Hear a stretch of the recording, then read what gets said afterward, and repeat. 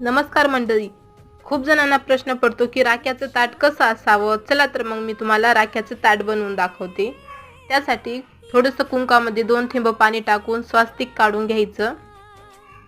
अशा प्रकारे खूप शुभ मानलं जातं असं राखीचं ताट बनवा. त्यानंतर हळदी कुंकू ठेवायचं आणि तुमच्याकडे जर फुलं असतील तर फुलं ठेवा, नाही ठेवला तर पण चालेल, पण ठेवा.